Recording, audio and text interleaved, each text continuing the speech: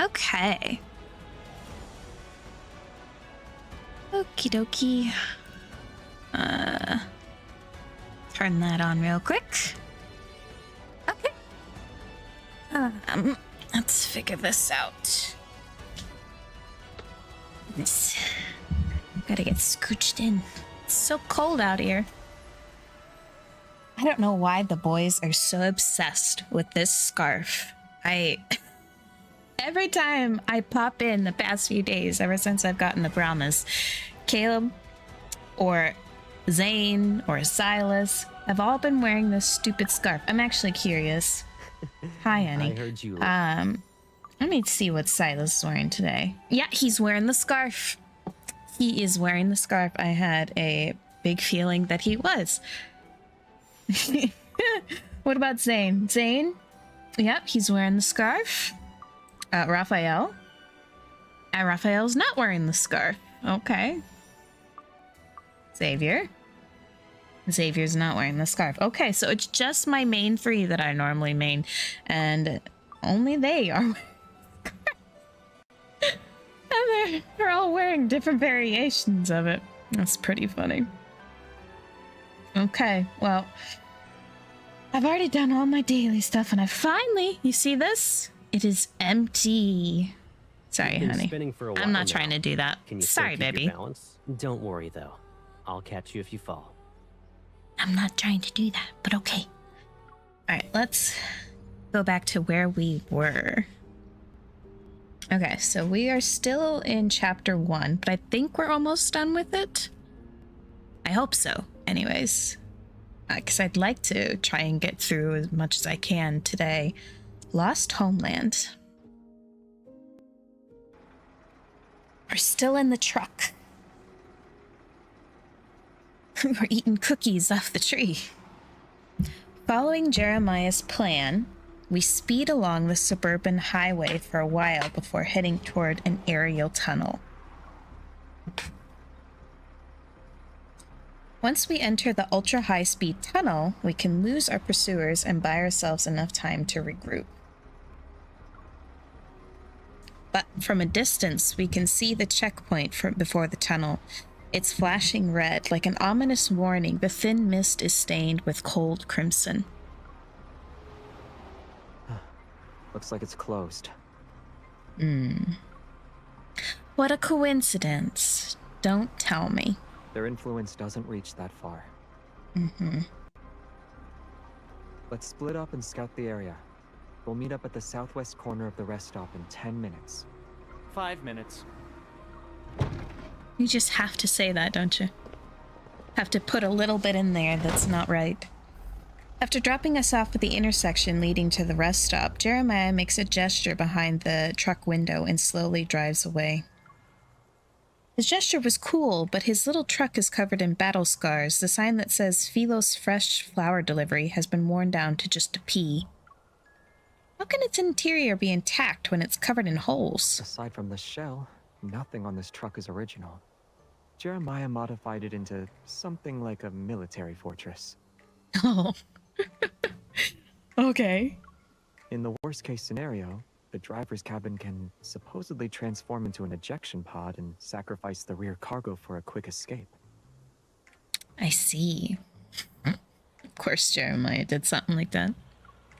In other words, it could sacrifice the flower pots, plants, and us. After this is over, I'll ask Jeremiah to expand the ejection pod a little. I nod. Just eject us and leave us behind. The aerial tunnel rest stop. Hundreds of vehicles are parked at the rest stop. Most of them are armored trucks or heavy-duty trucks transporting valuable cargo. A circular holographic screen in the center is divided into several displays. The leftmost section shows the number of vehicles currently at the rest stop. As I pass by one of the armored trucks, I can't help but feel a little envious. I remember reading data that showed if a vehicle's structural integrity is sufficient, it can almost travel at the speed of sound through the aerial tunnel. Is Jeremiah's modified delivery truck capable of that? Yeah. Then we can experience ultra-high speeds? The express lane is very expensive. Uh-huh. The aerial tunnel uses protocore enhanced material as its primary structural component. There's almost no resistance in the low vacuum environment. As a result, daily maintenance costs are astronomical. If ordinary goods were transported through the aerial tunnel, the toll fees alone would exceed the value of the cargo. By the time we exit the tunnel, all the plants in the back could qualify as luxury items. Wow. Tunnel instability is normal. It's been in operation for 2 or 3 years. Interesting. When will it reopen? Who knows? If you can't wait, just use the regular highway. They said it involves stuff like abnormal magnetic fields and unusual energy fluctuations. They won't reopen the tunnel until the situation stabilizes. The Soren and their people had something to do with that, I see. Long-distance transport is so exhausting. You might as well rest like me and find a massage pod to lie down in. Ooh, a massage pod that massages for you. I wonder if it's better than a massage chair.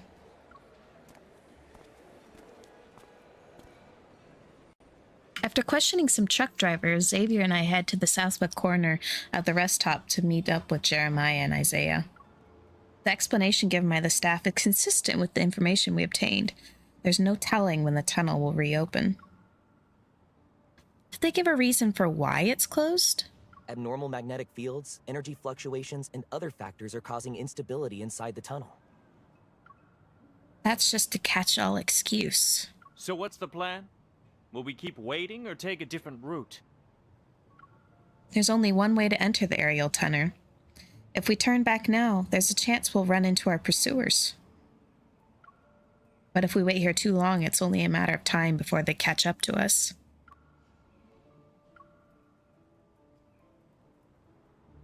Does it really make a difference what I say? I mean, if we turn back, there's a possibility we could, like, juke them? I'm leaning towards turning back to find an alternate route. What do you guys think? I vote for staying. Xavier and I exchange a glance, then we look at the other two. What do you choose? What do you choose? I vote to turn back. Then I'll choose to stay. Since there's 2 on each side, no one gets left out. But that doesn't help anything. Oh, I know. Why don't we choose to stay, but Isaiah can feel free to go? You're insane. Seems as if nothing in heaven and earth could be more important than their verbal sparring matches. Goodness. You know, I wonder if Isaiah feels jealous because Jeremiah is in a more proper little brother relationship with Xavier than he is. And so he's constantly fighting, trying to make himself a better candidate to look better towards Xavier, even though he doesn't really like him, but he still wants his approval. Could see that being a factor. Exasperated, I turned my back to the two of them and asked Xavier about his reasons for staying. Based on my current understanding of the situation, there's a high chance we'll run into them if we go back.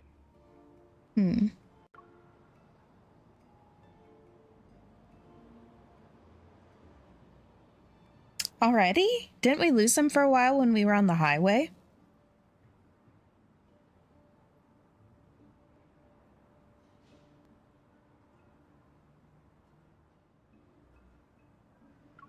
It's not enough.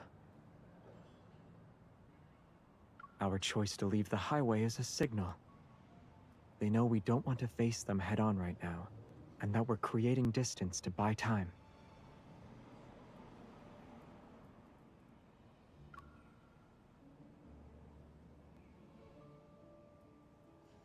And among the fastest ways to leave Lincoln City, the aerial tunnel is the best choice.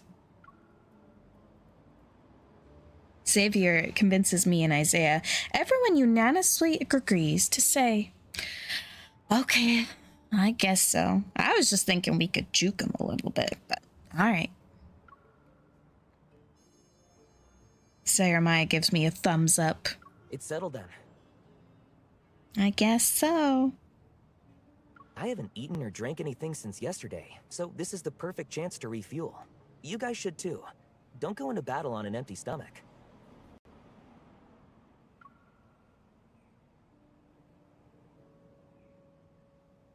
It's okay. You eat first. We're not that hungry anyway. Yeah. We'll gather intel in the meantime. Sorry. Someone was messaging me. Like, what is going on?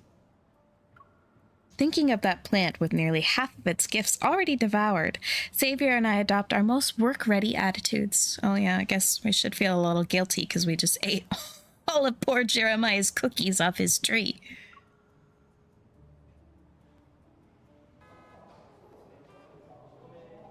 The circular screen is divided into 6 segments. It displays live news, traffic updates, and recently released movies and TV shows. Oh, that's pretty cool. Some drivers have their vehicle doors open as they recline in their seats to watch the screens. Others are near the rest stop's food service windows to eat and drink.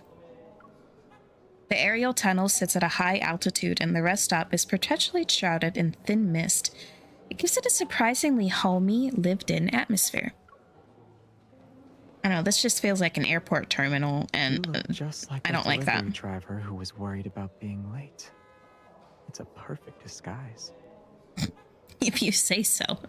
This is just feeling more and more like an airport terminal with a bunch of flights delayed. And I hate that sort of feeling. Me?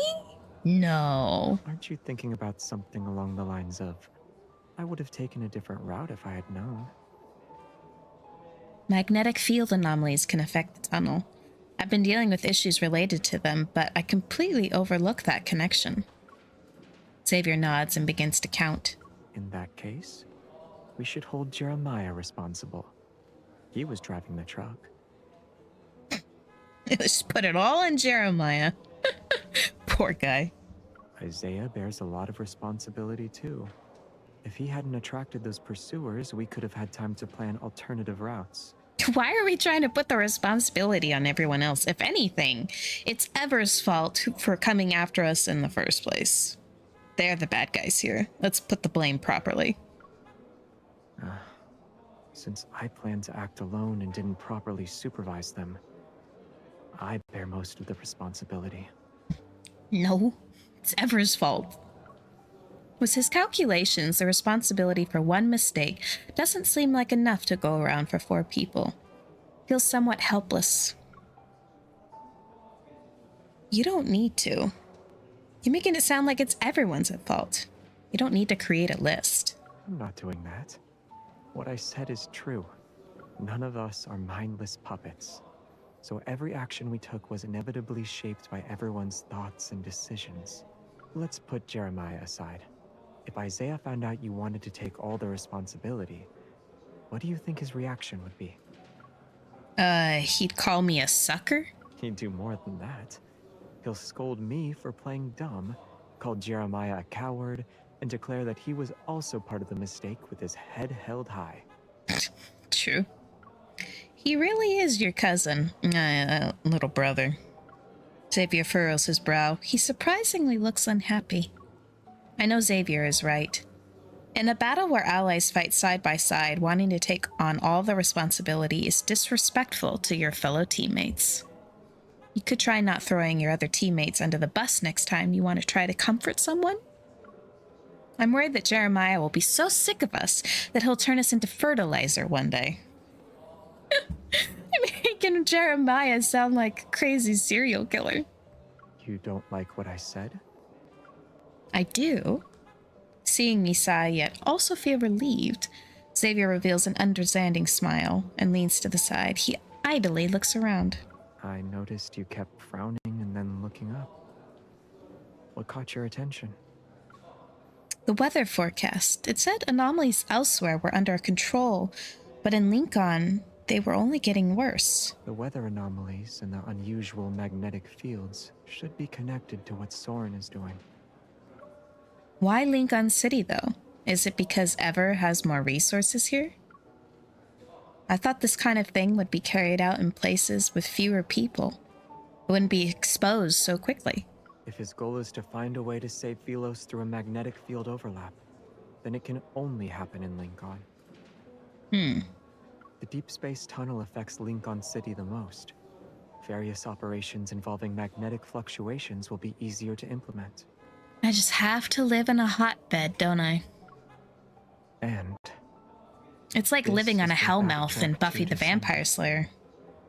For him and some backtrackers, it's also where they fell. Mm. If there's a chance for them to make a comeback, then Lincoln City will be their new starting point. I was trying to say that it's like living on a hellmouth in Buffy the Vampire Slayer. That's what Lincoln City is. It's a hellmouth. I see.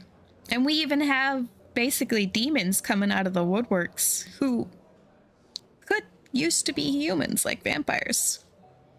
Interesting. I never made the connection, but yes, it's very Buffy the Vampire Slayer. I see.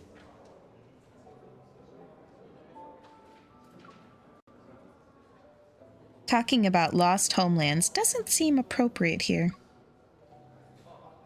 Too bad I don't have the chance to ask other backtrackers how they've been doing on Earth. Do they like Earth? Have they gotten used to life here? Do they consider Earth the second home?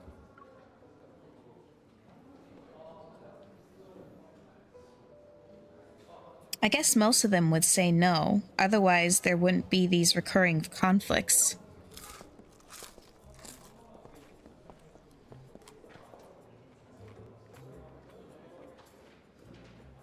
What does this say? Jeremiah and Isaiah return with the food they'd scrounged up.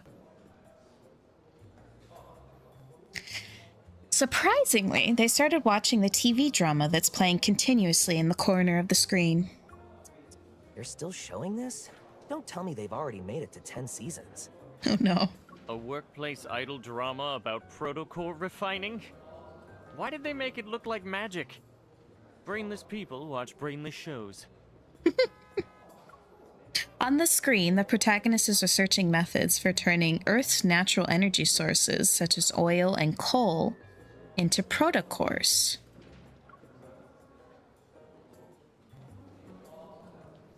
Interesting. That's too ridiculous. You think the protoists made this to mess with the purists? Maybe. If Earth's energy sources and protocores, energy sources whose material structures are completely different, could be converted into each other, then both sides wouldn't need to argue anymore. I'm not so sure about that. We're quickly shocked by the show's over-the-top melodrama. We can't give any more attention to our scientific discussion. Who's controlling the screen? I want to file a complaint. This is mental pollution. Forget it. There's still plenty of people who love watching this. If you don't like it, just look away. Quiet. Oh. Xavier suddenly stands up. With a grumpy expression, he looks towards the rest stop entrance.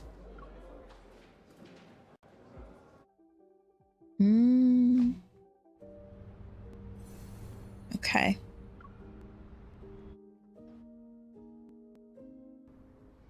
Something's off.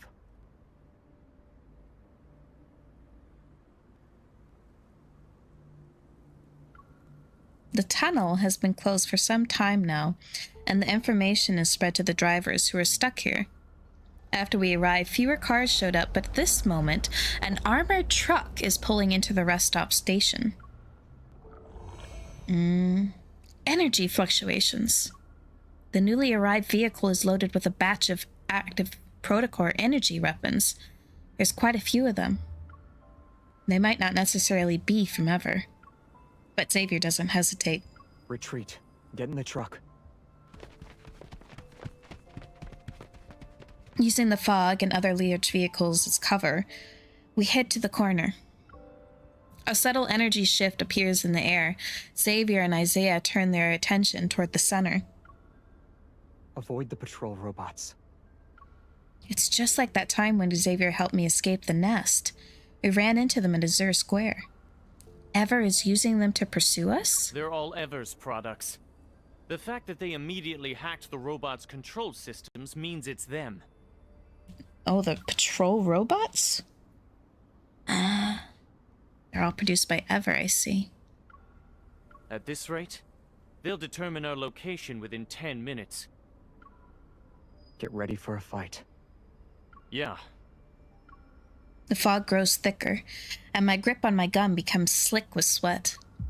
It's possible that we don't need to fight, but the tension still makes my heart beat faster. An unexpected topic breaks the atmosphere of our silent retreat.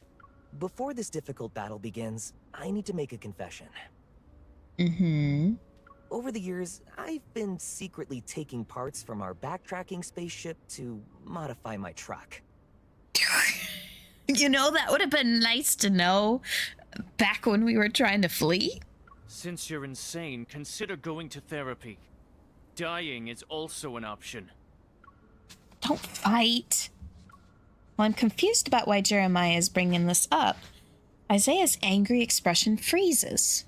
Then it falls apart. Please don't tell me you still haven't given up on that suicidal idea of modifying a miniature warp drive. A warp drive? The Star Trek. A miniature warp drive? Can that be built on a truck? Shocked, I look at Xavier. Even his serious expression shows traces of cracking.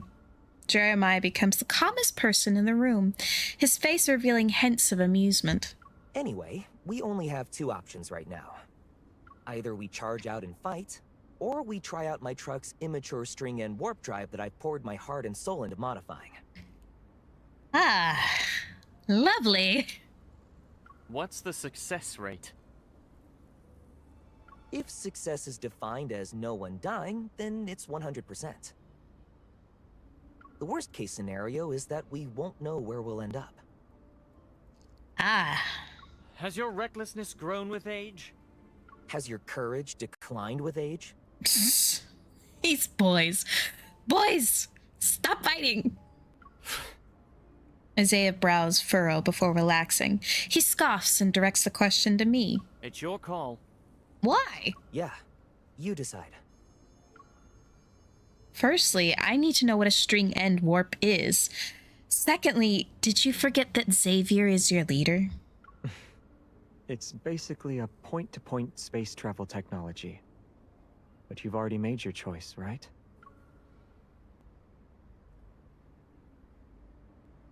Why am I making this choice? I mean, if 4 against a bunch of dudes and robots? Yeah. I mean, if we don't know where we end up, how far can Xavier teleport? Teleport? The enemies before us are too familiar with our skills, and their strength is formidable, not to mention they're carrying weapons with a highly destructive power. What worries me most is, could they be carrying equipment that's designed to target suppressors? It's basically teleporting, right? I might have done it myself, but I've seen it in action. Space warp should be pretty straightforward. Speaking of which, I've seen sci-fi movies where pigs were the protagonists. If pigs can do a space warp, we can too. What kind of logic is that? What kind of logic is that? That you know that's fictional? Really? After organizing my thoughts, I turn to the three men's patient gazes and grit my teeth. Jeremiah, do you have a way for us to slip away without alerting anyone? I got you. Can we add an extra safety measure? We need to guarantee we'll stay within a certain range and not end up on this other side of the planet.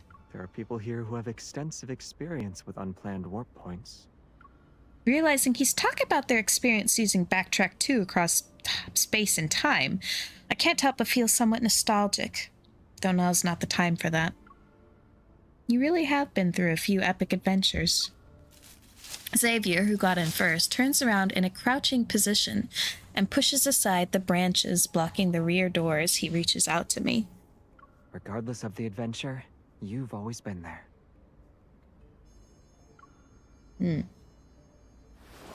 Before I can think about what he means, he's being a little sneaky there, he pulls me into the vehicle.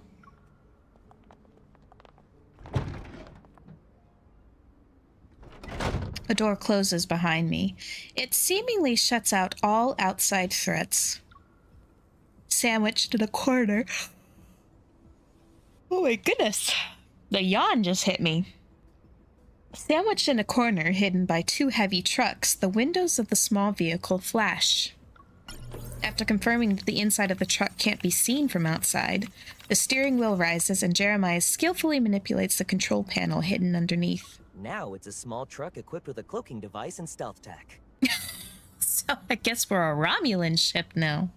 We can use the shadows for cover and slip into the tunnel's auxiliary road next to the checkpoint. Once we're there, we'll activate the string-end warp drive. The tunnel will conceal the commotion, so hopefully they won't notice us. Hopefully. All right. Everything progresses just like Jeremiah says. Neither the patrol robots nor the checkpoint detects us. The truck enters the tunnel's auxiliary road. And the final moment, Xavier extends his hand toward me as if to seek my consent. We'll blow up those patrol robots to show them we're hiding at this rest stop. That way they'll waste more time here.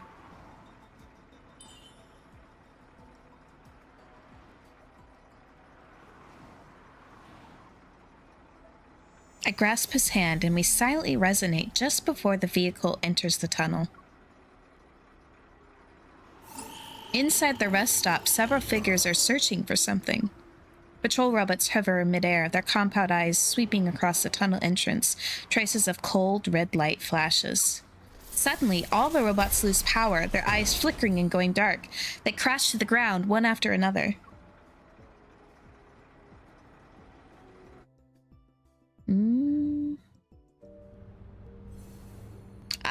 Yeah.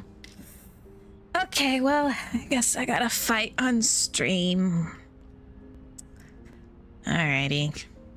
Let me pursue. I might be going a little overkill with this. Yeah, there's steamroll everybody. Oh my god. Okay. I need to grab this guy. Do landscape mode.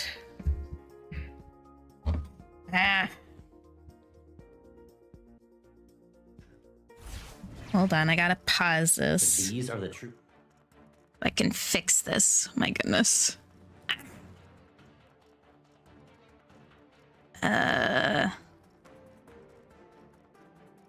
Control? I don't remember what this is.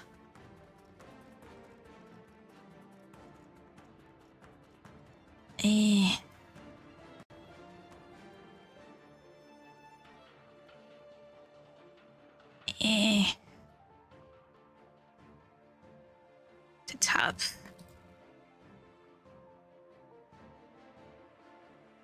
All right, let me. My goodness.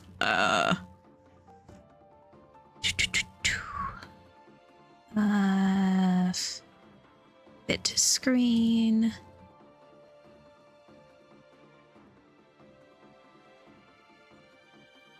I don't remember what this is.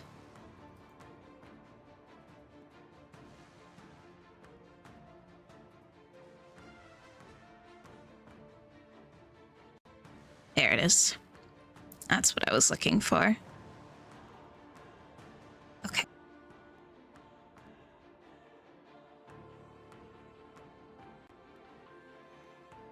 Okay.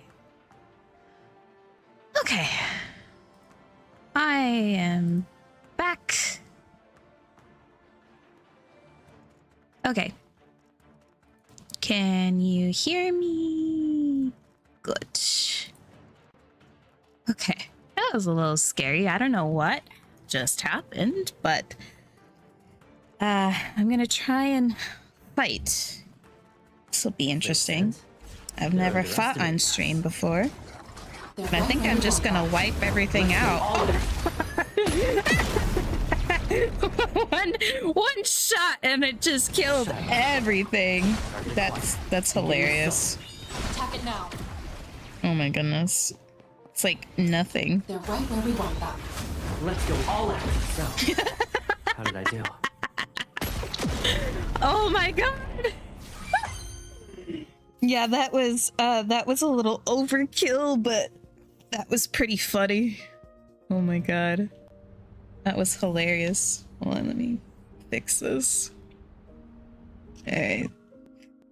Guess we'll do this guy too. 18. Good grief. I feel like I'm coming after it like a baby. Good grief. This won't take us long.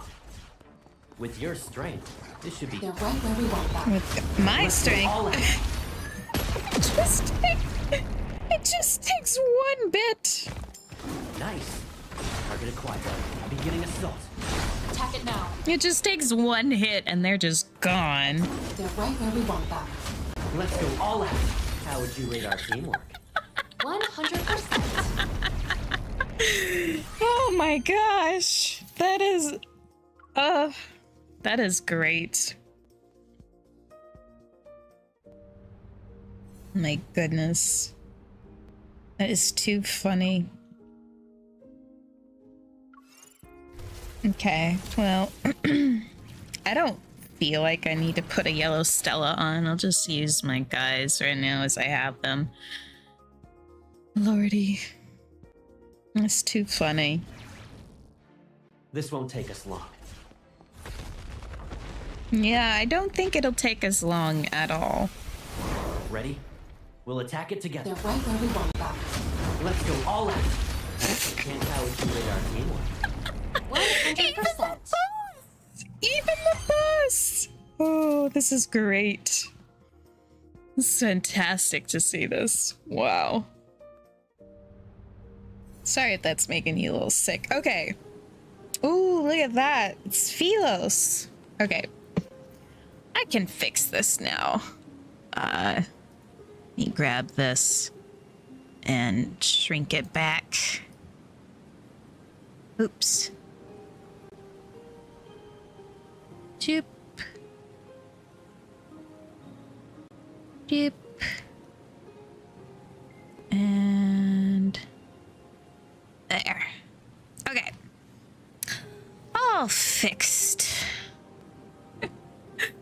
Oh. Okay, so this is Memory Backtraced. Raging Torrent. Torrent!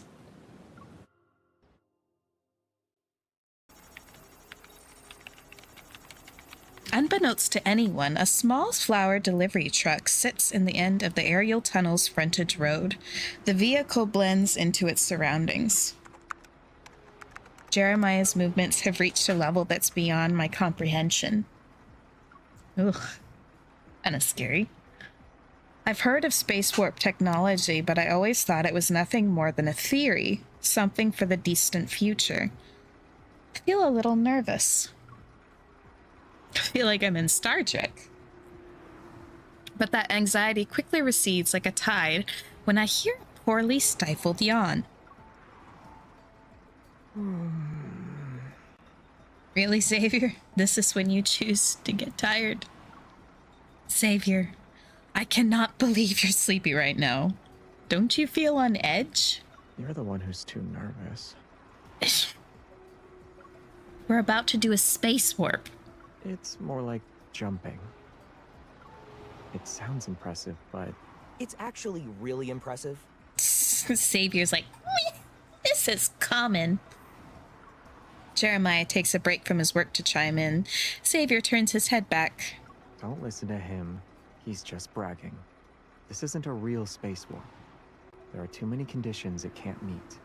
You can imagine it as an elevator that's slightly faster than usual. If you say so. We just don't know which floor it'll stop at. Lovely. I'm somewhat stunned. Is it really just an elevator? Range safety measures are in place, and the emergency brakes are functional. Everything's ready. What about you guys? The windows, rearview mirror decorations, sturdy leaves, and delicate flower petals begin to vibrate at the same rate. Jeremiah's hand pauses midair, his gaze sweeping over each of us. Although he appears slightly tense, he's not too anxious. In the silence, he presses his lips together and activates the vehicle's warp drive. A loud hum bursts forth within me. It almost blurs my consciousness. All my senses are in turmoil. My body and soul are thrown into chaos. At that moment, a hand gently, quickly grasps mine.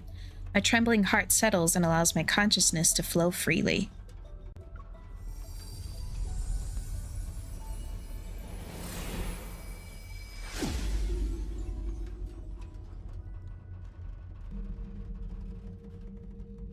Am I having a flashback? Am I getting memories? Invisible forces draw upon pure energy born from nothingness.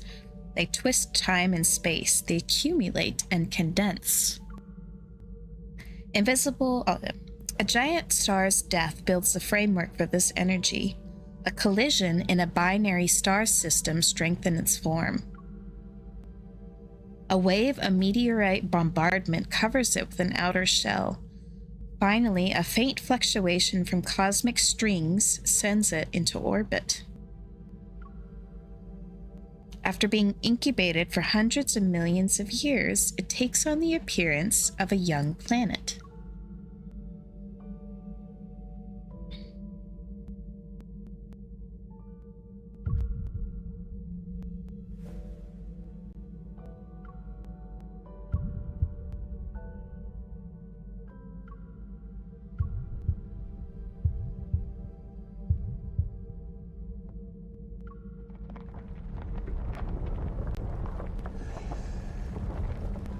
The birth of the universe, its flourishing growth, decline, and eventual collapse into an ether core play in an endless loop.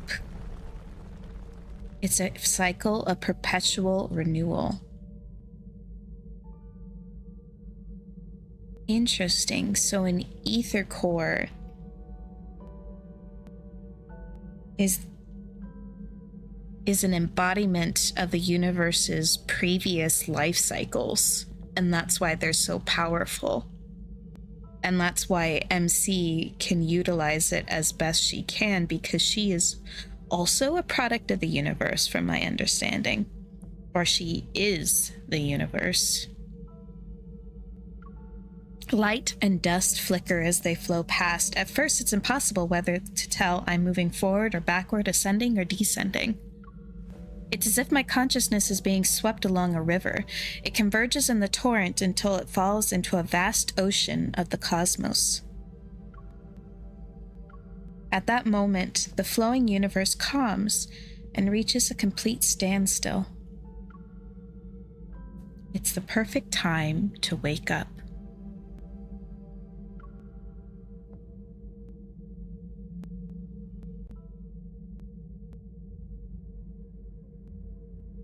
The restraints on my consciousness return bit by bit. Scattered thoughts and confused, fragmented memories are picked up and restored one by one. I remember who I am, and I know with certainty that I haven't fallen into the universe because my body is about to collapse this time.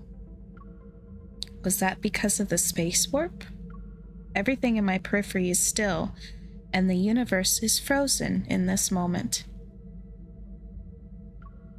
The past, present, and future converge like countless rivers meeting at the same point. Time loses its meaning, and everything throughout eternity unfolds within my consciousness. Huh? In that moment of thought of flashing, something establishes a connection with me.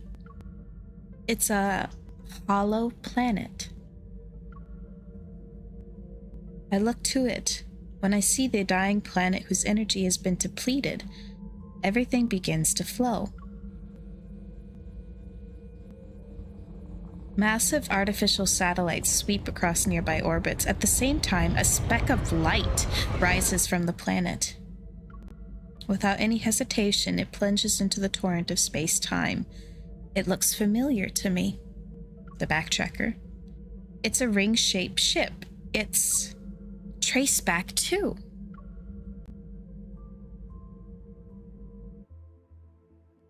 Interesting. Very interesting. The more I learn about this, the more I am convinced that MC is just a piece of the universe. Kind of like how God is God, but Jesus is a part of himself that he robed in flesh to come down as his son, but they are still one and the same. But he can also exist outside of time and space and have all this limitless power, but still chooses to put herself, like MC put herself into a flesh encasement and still live out life. It's very interesting, like a balance system.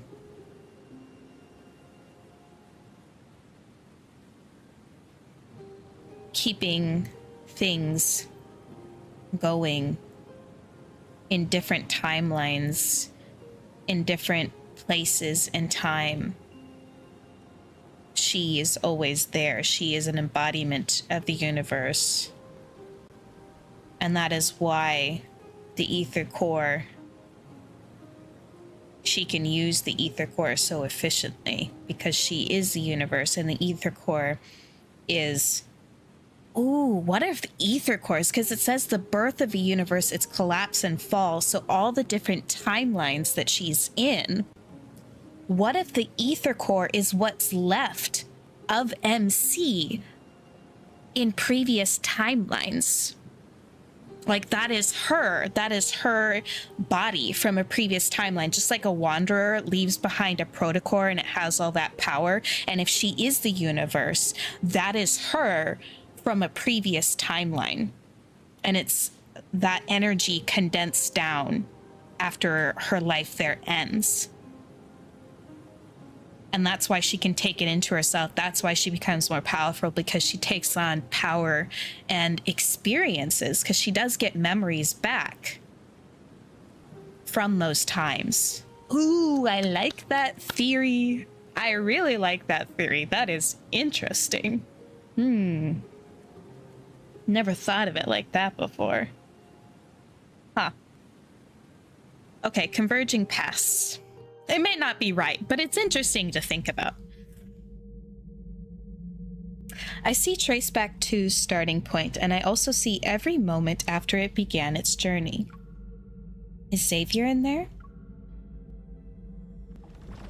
Repeating his name in my heart, I fall toward that ring-shaped ship. It's as if I'm descending into the river of time where it exists.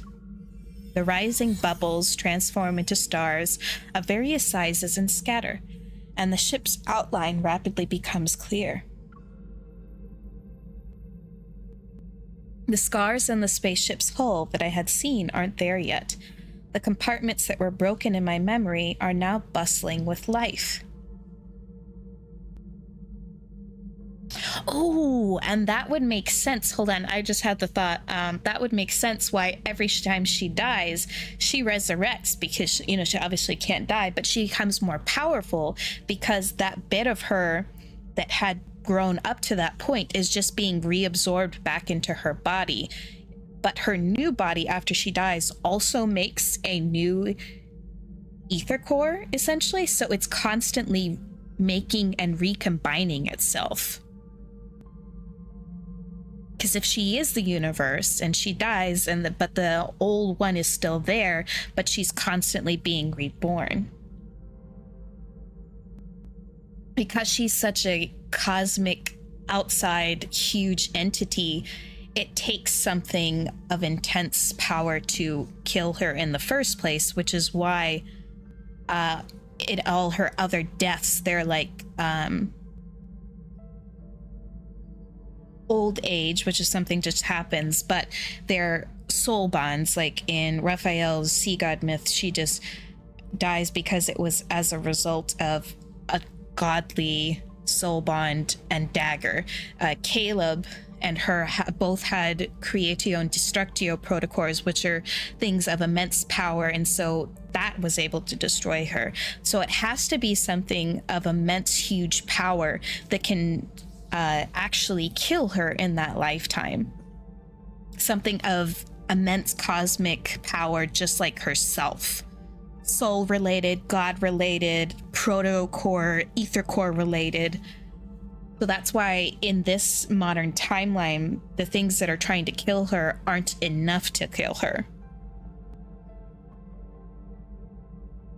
And that's why she can come back. Ooh, it may not be right. It may not be.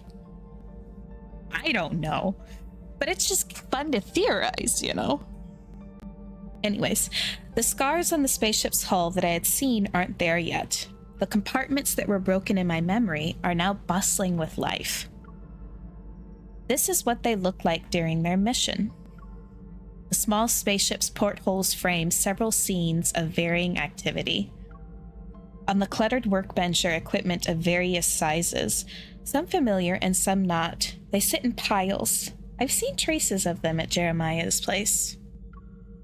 Two sisters who look alike are polishing their comrades' badges, the gleaming metal sparkling brilliantly in their hands. 5 or 6 people wearing the same uniform gather in the center. They're animatingly discussing something while looking at several holographic star charts with overlapping galaxies. In the distance, regularly blinking panels and instrument displays run smoothly, their faint light occasionally illuminating a distant figure. Their uniforms. I feel like I wore one myself. I watch the backtrackers from another space-time as if they're a part of a vivid, lifelike silent film. Most of them are people I never met before, so why do I feel a sense of familiarity? The crowd around the holographed charts is suddenly agitated. I suppress my quickened heartbeat and move closer to the porthole. I can make out certain faces among them.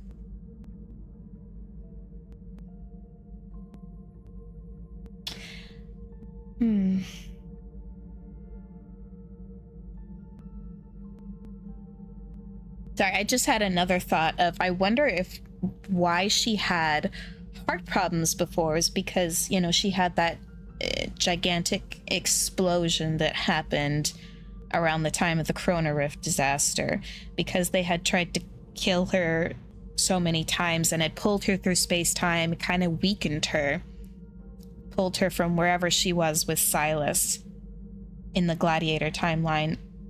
I was thinking that she possibly had lost age when she came back, and she and Silas might have been around the same age before, but she had lost some age when she came through space-time. Whatever happened to her, she lost power.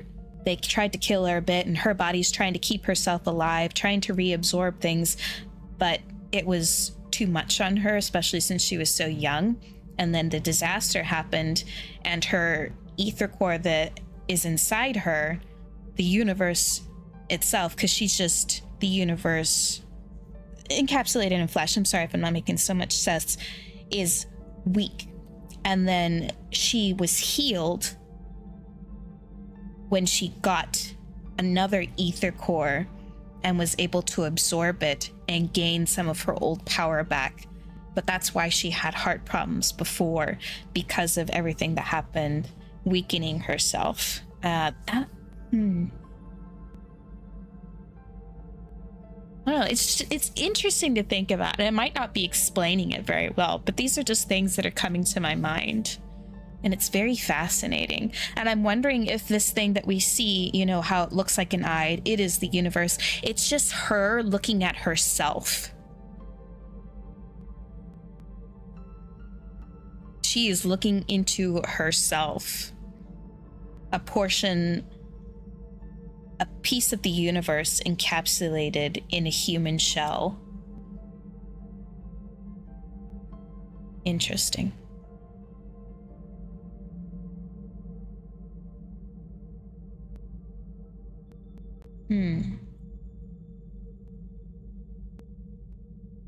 Sorry. The crowd around the holograph charts is suddenly agitated. I suppress my quickened heartbeat and move closer to the porthole. I can make out certain faces among them. Isaiah. In the center are two figures, and one of them seems to be Isaiah. Why does he look like he just got into a fight? Following his gaze, I see Jeremiah's smug face. Of course, Jeremiah is the one who decided to beat him up. It really is a predictable matchup. What about Xavier? I don't see him anywhere. As if in an omniscient dream, my consciousness guides me as I float along the exterior of Traceback 2. In the farthest window, I finally see a familiar figure.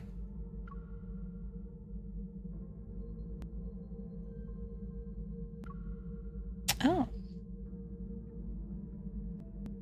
The distance between the portholes is so great that he appears to be alone from the outside. He's away from the crowd located at the other end of the spaceship. But this doesn't make him seem lonely.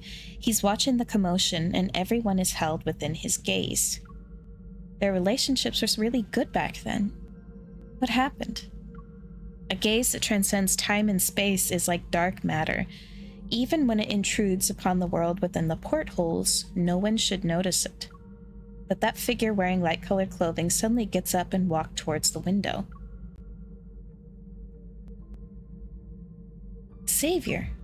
My racing heart is seemingly pounding against my eardrums. As I move closer, I unconsciously shift to the porthole as well. I don't know what my current form is. I only want to press my hand against his palm as it rests on the other side of the window.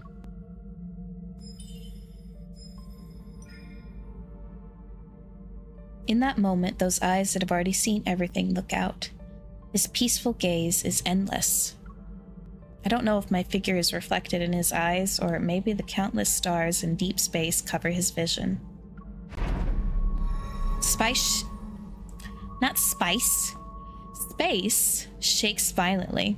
My consciousness grows hazy, and I only feel myself being pulled backward. I fall into something soft. This is a seat? A vehicle compartment? The spacecraft overlaps with the Philo delivery truck that's filled with flowers. My palm touches a window. It's not a porthole. It's the window of a truck. Everything instantly becomes real. Has the cosmic consciousness convergence ended? As if confirming my thoughts, the compartment keeps shaking. My consciousness withdraws from the emptiness of space at an increasingly fast pace. I can't help but feel a surge of urgency. I look toward my periphery. I want to see what lies at the end of the current where Traceback 2 is located. I didn't think I'd see a destroyed planet there. It's Earth. A certain voice rings out in my consciousness. That is Traceback 2's destination, and it's what will become of current Lincoln in the freer future. In the backtracking torrent, the Earth's core flows with light once again. It continuously swallows the energy that it escaped. The tectonic plates that are disintegrated are being pulled in the opposite direction. The planet's condition is being reversed. Among all this, a streak of silver light rushes towards the massive vortex formed by dust, meteorites, and planetary debris. At last, it's buried deep within the reformed planet. How could this have happened? Didn't Traceback 2 reach Earth? Panic grips my heart. My gaze moves away, and the Traceback 2 travels quietly through deep space. Isaiah's Savior turns, and the cosmic fluctuation detector behind him receives a new signal. It's impossible to know what he saw. All worries sink into the sea of consciousness, and lucidity once again distances itself from me.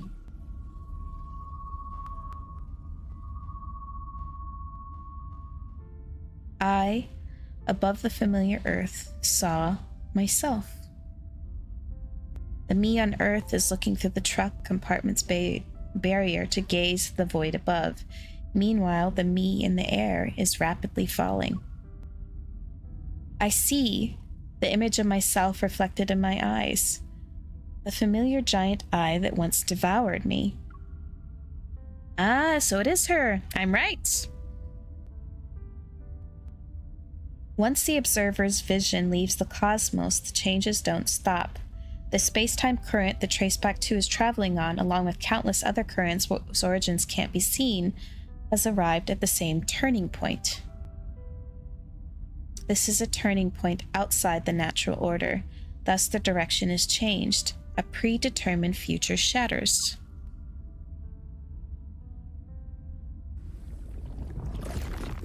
The air twists, a rift appears, and spits out a small truck. A barrier opens just in time. It catches the vehicle half a second before it lands, which prevents everything and everyone from being smashed into pieces. Great. It was a safe landing. Whoa. Our spaceship? The place we land at it is none other than the depths of No Hunt Zone number 42. We're next to Traceback 2. The hazy sounds of amazement intensify my dizziness. I blink, and the first thing I feel is the hand I'm gripping for some reason. Xavier have tightly held both my hands this whole time.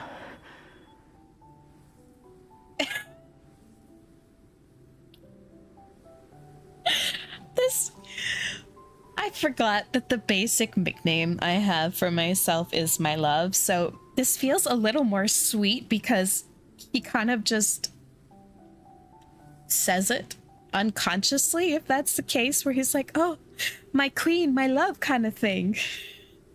That's so sweet. Can you hear me? Do you feel dizzy or nauseous? Xavier. Yeah, it's me.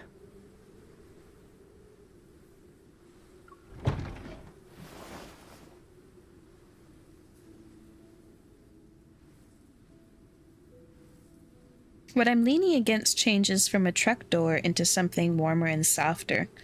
Then the door opens and the scent of the forest rushes in. For one whole minute, I'm reacquainting myself with myself and let Xavier come back into focus. Feels like a lifetime ago.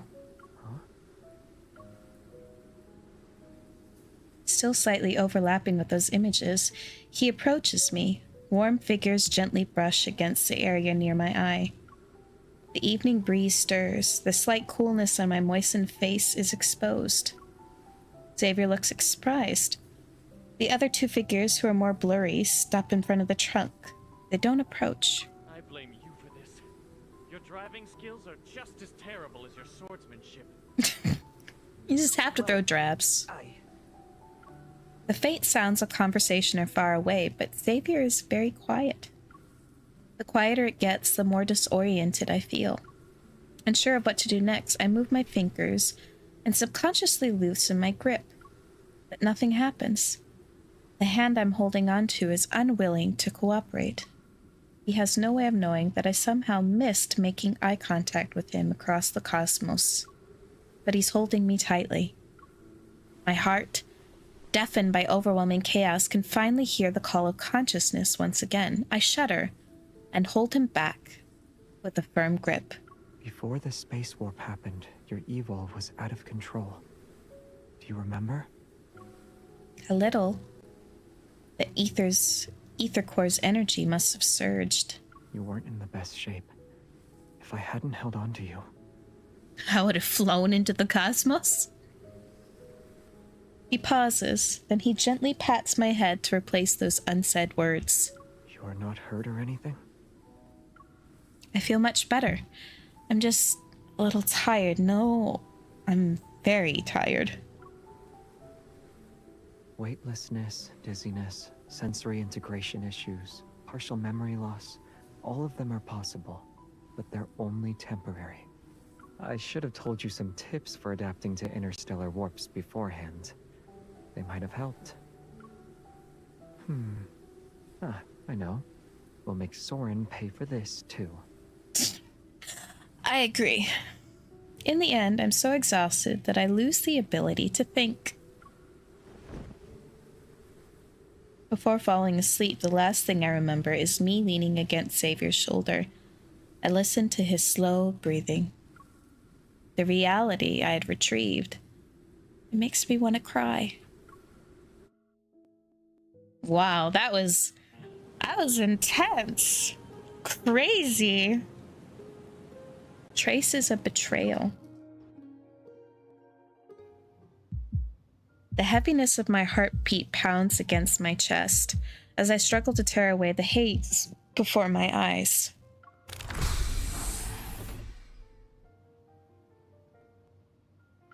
Seemingly enlarged, Xavier's face sways in my vision. I want to reach out and touch him, but I can only uncurl my fingers.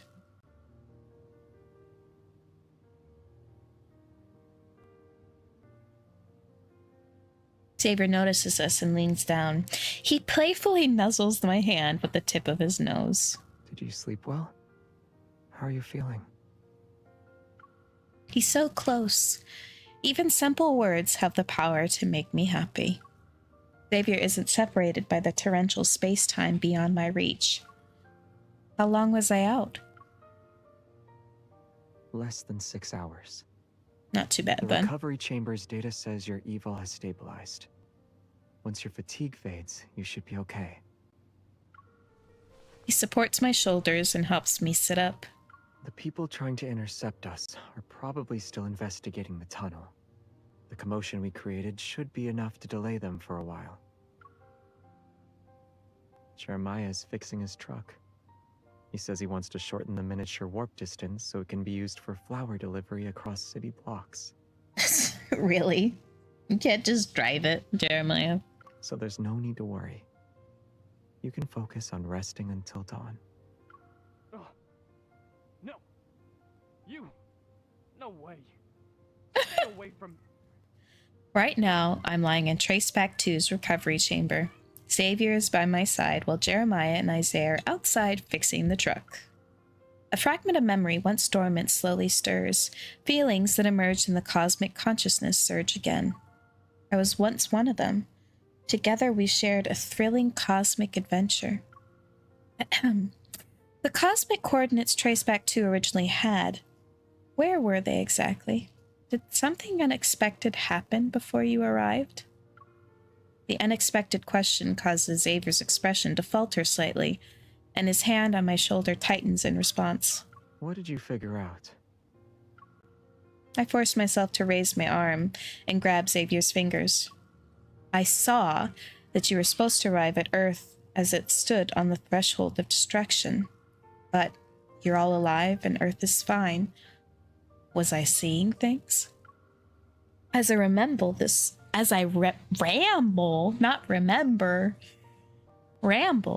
surprise in Xavier's eyes gradually fades. He squeezes my fingers as he continues questioning me. What else did you see? All the backtrackers, Jeremiah and Isaiah were fighting, and there's someone who reminded me of Soren. I also spotted people I had never seen before. What about me? I did see you. He turns and sits down. With a more serious expression, he lowers his gaze. I asked you about an important matter, and you're being standoffish and half-truthy as always. Walking around the question and not giving me anything, Xavier.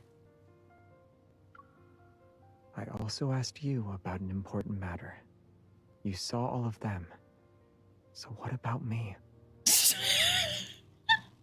Really?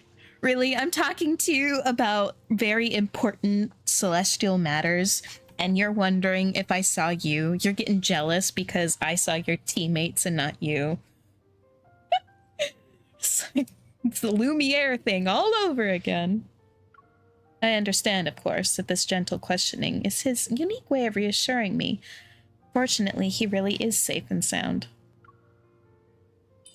I pull myself out of that overwhelming panic, squeeze his fingers, and clear my throat. I saw you, but it seemed like you didn't fit in. Took me a while to find you. Why were you by yourself near the control panel? Were you too intimidating?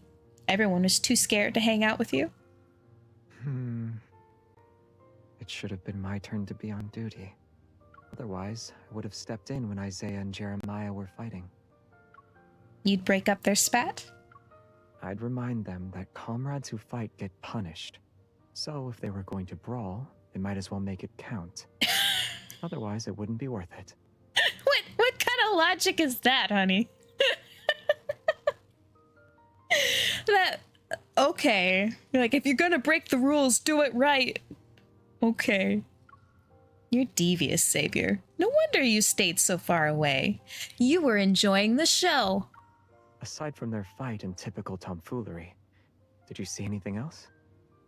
It sounds like the Backtrackers are a disorganized group of misfits. You know how no one sees you work hard, but you get caught when you slack off. It's a universal law. Besides, I didn't bother to look at anyone else once I found you. Oh. That's a bold statement, MC. Xavier tilts his head slightly as if his curiosity has been satisfied. He finally seems willing to answer my original question. During our backtracking, I received cosmic fluctuations. The source of their transmission was unknown. Was it like the signal from Deepspace that we received in 2034? Xavier freezes for a moment.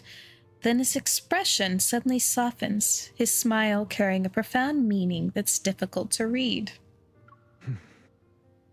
Maybe. It's like, yeah, it's probably from the same person or even the same thing. Although their source couldn't be traced, they weren't difficult to decode. I'm very familiar with the encryption method. Because it's probably her who sent it. They sent coordinates that were similar but different from the ones we originally had. At the time, I wasn't sure what that meant. For certain reasons, we decided to change coordinates at the last minute. The landing time ended up being a bit more off than expected. How much? A little over 200 years. Ah. So he's actually telling us. So that's what's gonna happen to the Earth if nothing happens. He's like, yeah, it's the one and the same transmission that's everybody's been freaking out over. Being sent back through the deep space tunnel. My goodness. You know, at least he's actually being honest with her. I really do appreciate this. Oh my goodness, there's so much going on, so much to think about. I just went on a whole rant about my theories about MC and the universe and ether cores and all this. My eyes widen as I stare at his face. I blink once, then twice. I thought I understood you enough already, but I never expected. It wasn't that big a deal. 200 years is just a small ripple in the endless river of time. Mm-hmm. What happened after that? What were you supposed to do once you landed on an unfamiliar planet in the wrong time period? I should clarify something first. Whether it's a journey with time travel or a displacement of 200 years, both are already in the past. You don't need to worry about the hardships we've already endured. I look at the silent damage traced back to. Its voyage crossed the barriers of time and space and carried grand, heavy ideals. The backtrackers who escaped fate's crash once greatly cherished it. What made them have the resolve to leave it behind? For someone who's eager to change something, 200 years would feel like a long time. Xavier doesn't comment on that. Instead, he holds my hand and stands up. Are you feeling better? I want to take you somewhere.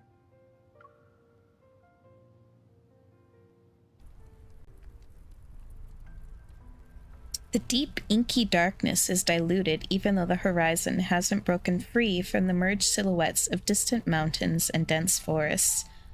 At least the night isn't as dark anymore. Xavier brings me to the back of the spaceship. Scars cover the hull, and tangled, exposed cables hang like sinews. He pushes the vines aside and opens a small hatch door hidden underneath. There's an internal network composed of chips. This is Traceback 2's energy transmission system module. What you're seeing makes up roughly 3/1000ths of the entire system. Goodness. If there isn't enough energy to power it, the spaceship will lose propulsion. Over those 200 years, repairing the spaceship became everyone's primary concern when we realized that achieving our goal would require careful, long-term planning. He takes my hand and places it on the delicate panel. Use your eval to sense it. The transmission system suddenly turns on. It rapidly consumes my energy, but the process of converting kinetic energy as well as the transmission isn't smooth. It's like a pipeline with too many breaks. The loss during transmission is very high. Is it because of the damage? It's the opposite. His large hand covers mine, and the calluses from wielding a sword brush against my skin. They carry the solemnity of two people drawing a blade together. Xavier lowers his gaze and silently releases his eval. I immediately follow suit. Following his guidance, I detect traces that I couldn't find before. I sense several casts of eval, but the residual energy is already very faint. These are... It's the power of other backtrackers. This part of the transmission system has the least amount of damage. At the time, we decided to prioritize repairing it. What you're seeing is the result of that. A warmth flows into my heart along with explanation. I gently touch the transmission system with newfound reverence and try to expand my detection range. It works. Now that it's several square meters wide, the evals I can sense become more numerous. Some are intense, others are gentle. Each seemingly has a different personality, just like their owners. 033034 in Section G is almost fully repaired. The next phase, if we continue to supply our all that awaits us is failure. Can we try again, please? Hey, you're leaving too? This doesn't involve just one person. The spaceship, it affects everyone. Your orders, I won't accept.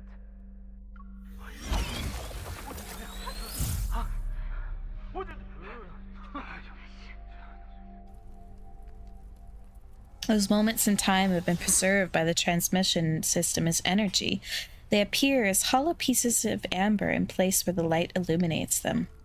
The backtrackers once gathered here to repair the massive Traceback 2, and it was this place where they left traces of them parting ways.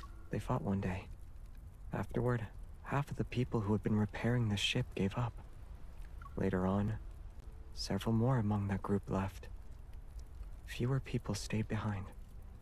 And after a very, very long time, it became what you see now. Fragments of light drift like dust from the vines he brushes aside. As the night wind rises, they scatter and land on the grass. Faint light pours down from behind us. Our shadows are cast on the damaged surface of Traceback 2. They bring an energy fluctuation.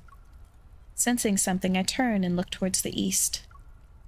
The morning sunlight rips open a line along the distant horizon, and the towering structure in that area casts long shadows.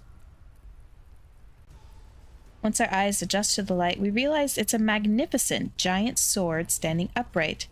It's as if it cleaved heaven and earth. The holy sword of the goddess.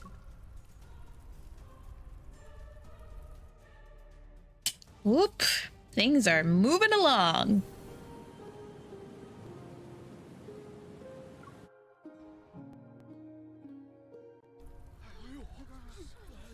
Edge of No Hunt Zone number 39. It wasn't there last night. It just appeared out of nowhere this morning. What is it? A mirage? Morning light bathes the boundary between the city and No Hunt Zone number 39. It illuminates the old fence, the metal fence that's in front of the seclusion barrier and the old plaza.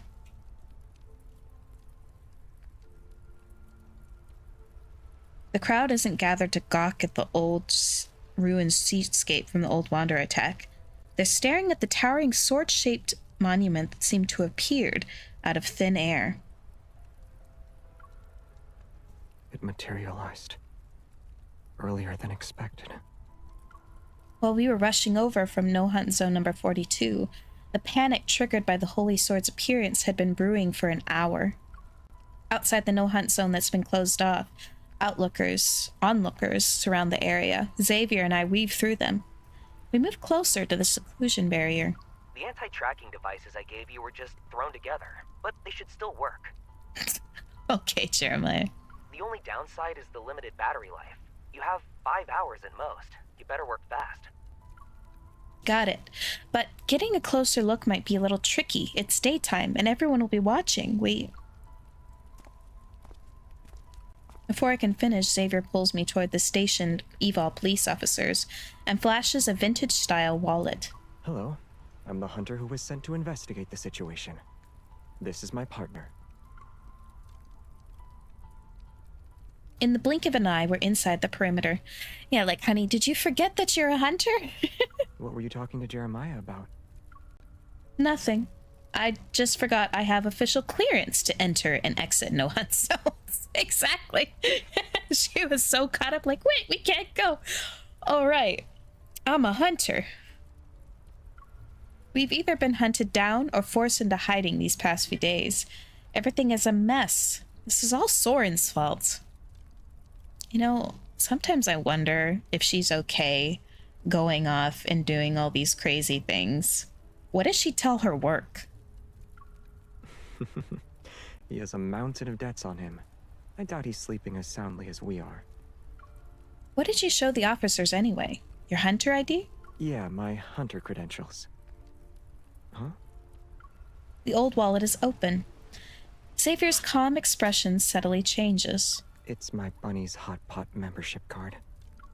Your Bunny's Hot Pot membership card. We stare at the beaming rabbit mascot for a few seconds. Then we decided to move on. The evil police officers are so tired, they're like, yeah, whatever, go on in. You eat hot pot, that's fine. Go look at it. Okay. Okay. That's funny. Passing by the damaged buildings within the No Hunt Zone, the asphalt road under us is slowly replaced by pristine white stone slabs. This is the complete holy sword of the goddess. Unlike the phantoms I've seen before, the solid statue stands before me. It's solemn and graceful, like a reverent queen. What's going on? As soon as my consciousness wavers, dizziness strikes me. Are you determined to do 1,000 strikes? You fulfill every request our teacher makes. I don't want you to become another's knight. I can choose not to become king. You can choose not to join the Lightseekers, who answer only to the royal family.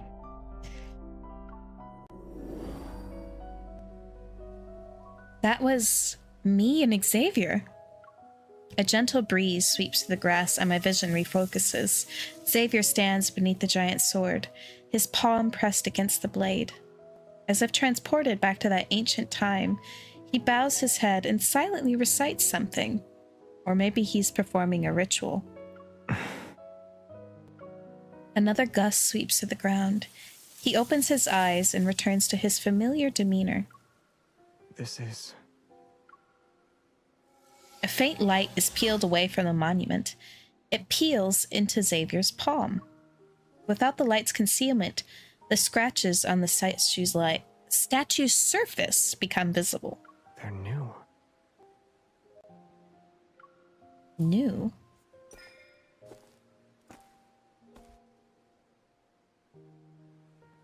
Did wanderers from the No Hunt Zone do this? Wait, wanderers haven't appeared in the no hunt zone number 39 for a long time.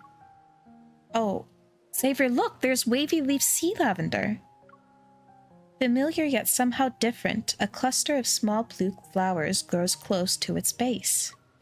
I reach out to touch them, but the petals wilt and disappear as soon as my fingertips reach them. Watch out. The unexpected turn of events straddles the tranquility. Xavier pulls me back, his light blade ready to strike. Something's off. No. This descended piece of Philos isn't right. Did it come from... So they were saying this came from a long time ago, so I wonder if they transplanted a piece of Philos that's in its apocalyptic stage. Can you sense the energy fluctuations?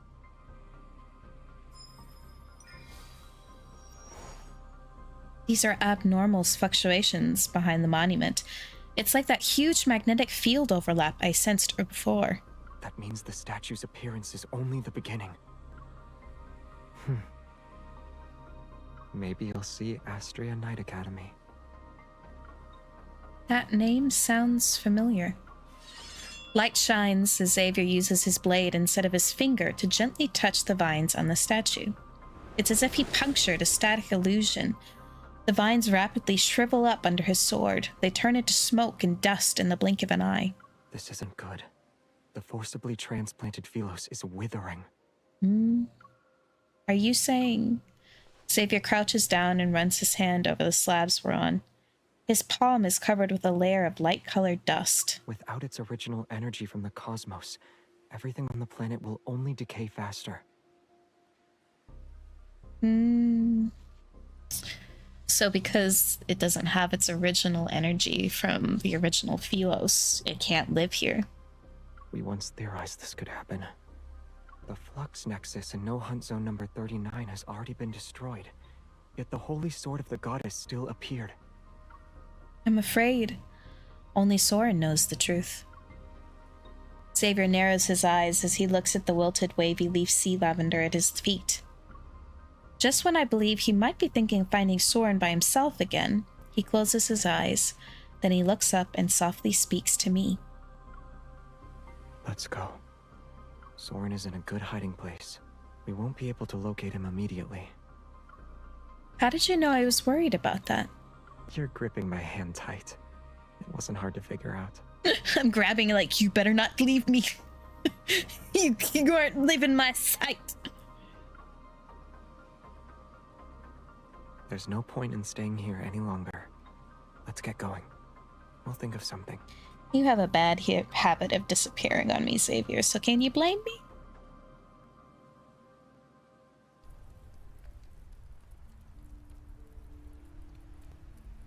When we return, the crowd of onlookers has only grown larger. They're sizing up Xavier and me. The hunters on duty have arrived. I step forward to explain the situation to my colleagues in the Evil Police. That's it, more or less. I recommend avoiding the area for now. Keep your distance while maintaining a high-level security presence. The latest energy data has already been uploaded.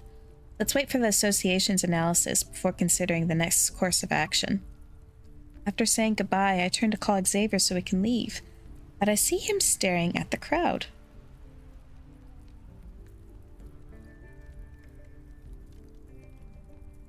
What's the matter? I saw a familiar face.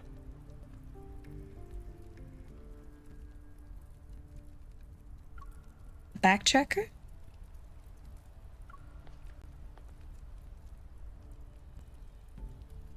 I move toward the checkpoint. Ah! A connection error? Really? What are you doing to me? Oh my god. I am exposed! That's why. It wasn't my fault. It was Infold's fault because they wanted to give me a surprise update. I am exposed though.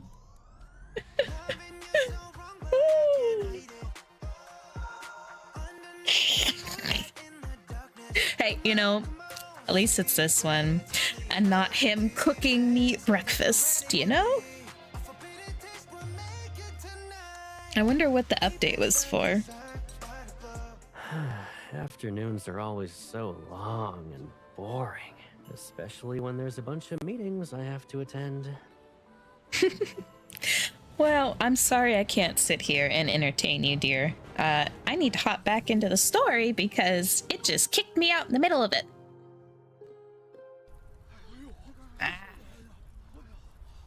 Goodness. All right, come on. It wasn't there. What is? Yeah. Come on. I know I was probably close to the end of it. What were you talking? Yeah. Come on. I wish there was a fast forward button. Get me back where I was. Get me back where I was. Every request our teacher makes. Let me skip everything. Let me skip everything. This is...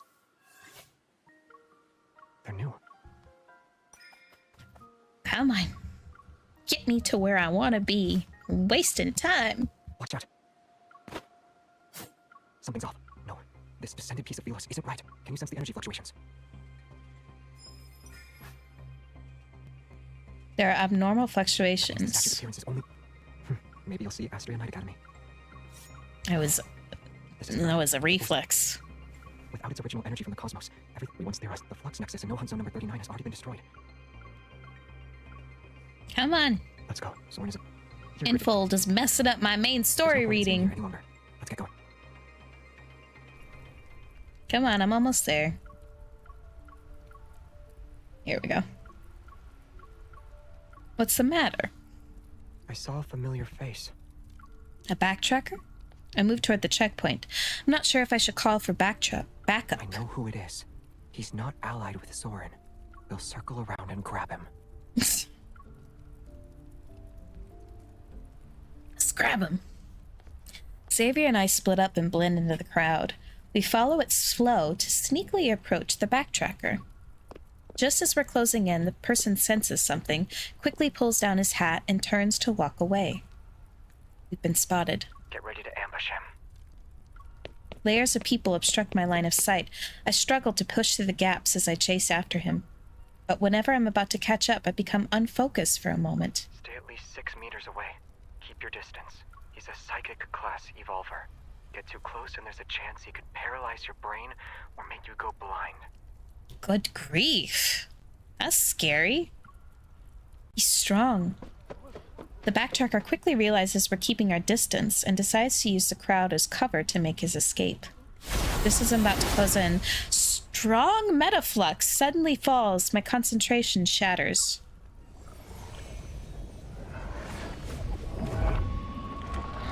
A wanderer.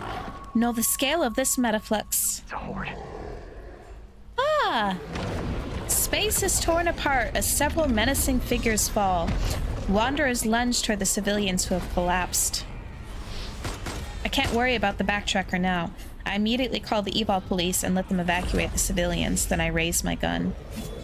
Beside me, he flashes and vanishes. In the blink of an eye, the blade has already sliced the Wanderer's claws. But what surprises me even more is the person who appears later is standing in front of the civilians. It's that backtracker. I'll handle this side. An unfamiliar, composed voice comes from Xavier's side. It's like an old phone call that took years to connect. Do I have to fight? Okay. I guess I gotta pull this out again. Not that.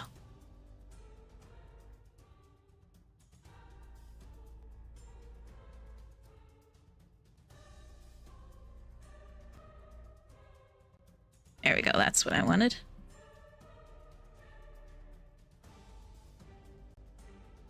Okay.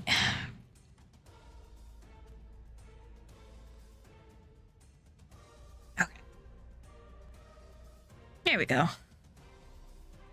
That's That's really all I get to fight? Great. Isn't that just lovely?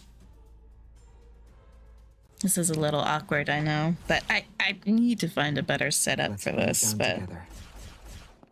at least you can see it. Don't rush.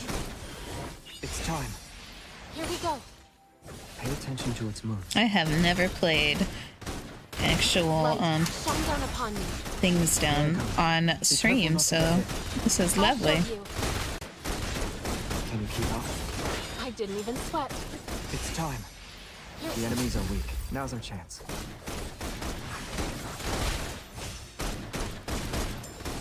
My turn. Recovered already? How tiresome. Time to get serious. Savior! Light, shine down upon me. Here I come. Come on. It's time. I'm not used to playing with, Be careful not to get hit. Go back to the pit you came I from. guess I am. Are you okay? I'm fine. I was just careless. Careful. Keep I a distance barely from got it. hit! I took like a tiny chunk off my health. I have so much health. Light, shine down upon What are me. you even talking Here I about? come. Don't get too close. You'll hurt yourself. It's time. Here The enemies are weak. Now's our chance. Let's move. I'll deal the fatal blow. I wasn't worried. We did it! You shouldn't be worried. I am a fantastic fighter. Ah, now I gotta fix this. Da, da, da, da.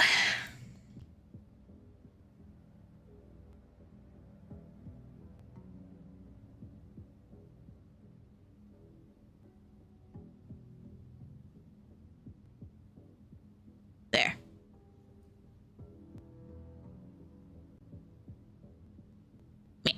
There we go. Alrighty. Bang. The tall, thin backtracker is pushed through the doorway. I follow Xavier and take a moment to glance at the small sign hanging on the door. No Worries Agency. Sounds like an organization that takes money to solve problems. Upon entering, I see the decor is just like the stuff you'd see in the offices of old TV dramas. Simple yet refreshing, they carry the scent of plants and wood. It's formal and not what I had imagined.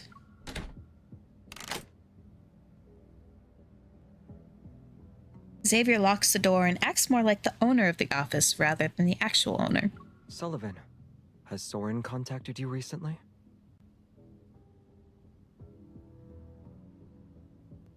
It's been ages since we last saw each other. Do you have anything else to say? Ooh, Sullivan. Sullivan's good looking. Wow. The holy sword of the goddess manifested here. We don't know what will appear next. Now's not the time for a heart-to-heart. Has Soren contacted you? No. What about the 4 people you're close to? One chose Soren in the end.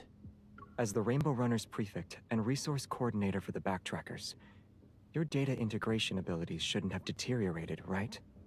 What are you trying to say? Xavier doesn't respond. Instead, he turns and begins surveying the small office. He stops before a corkboard covered with photos. Back then, Traceback 2 landed at a space-time anchor point that was outside the margin of error. The first plan was immediately scrapped.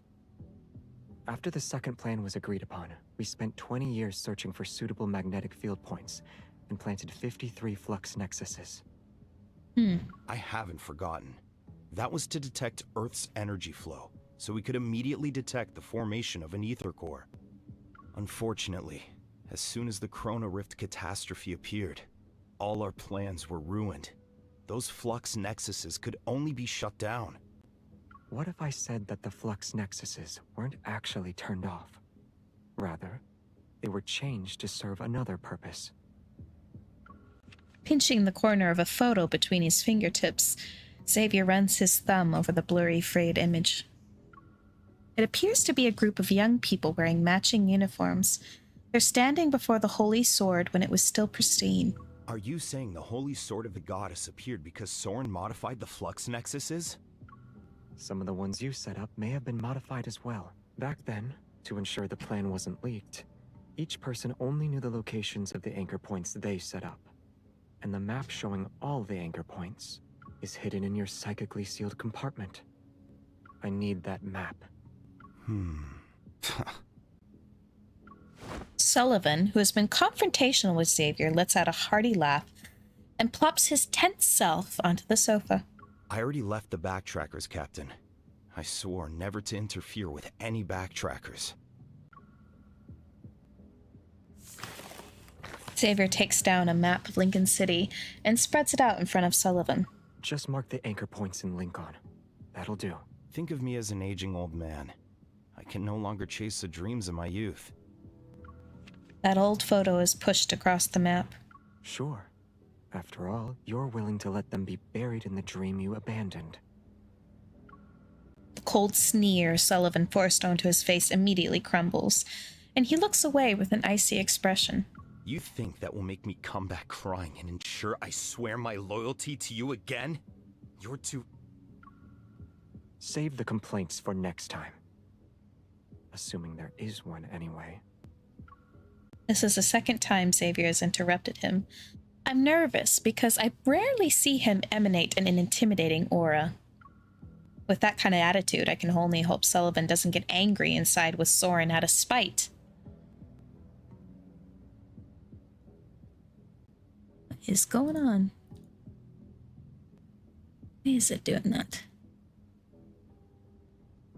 Is this... Hello? Oh, that's why it's doing that. Why are you doing that? Sorry. My PNG tuber thing decided to kind of poop out.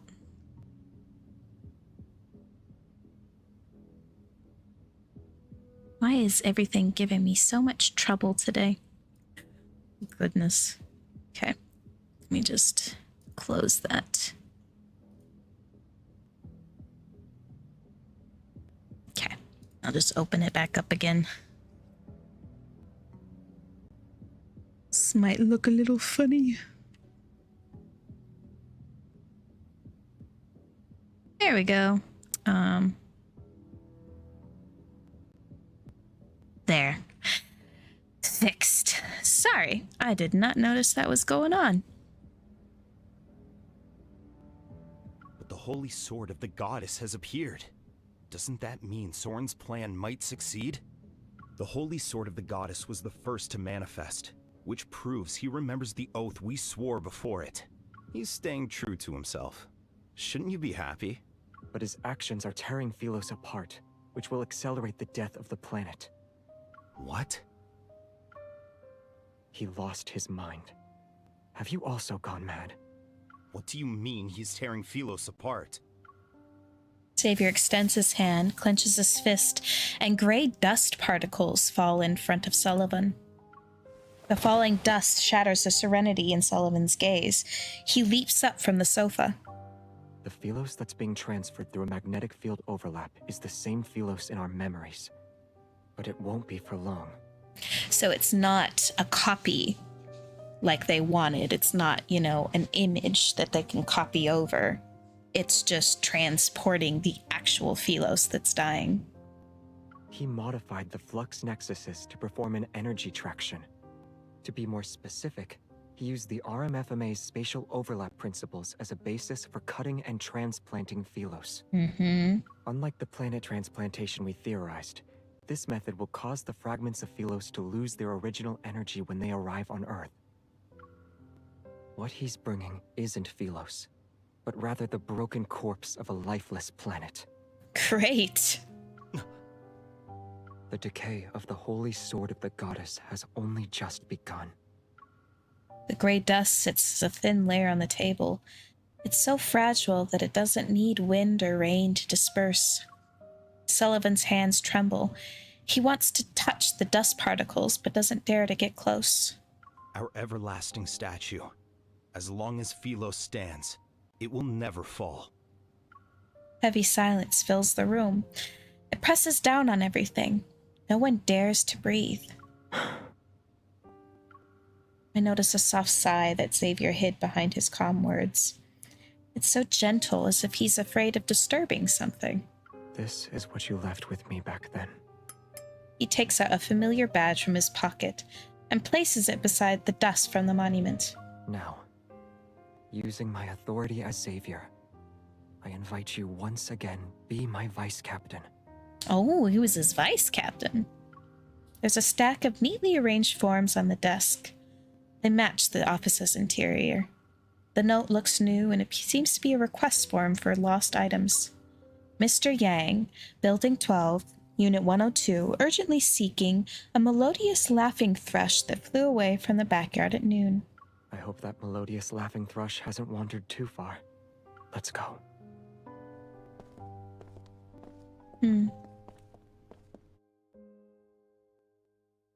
Okay, so it wasn't too close to the end.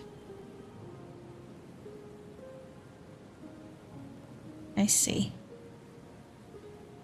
So it just threw me into the next one. Okay, that's why it felt a little longer. Okay.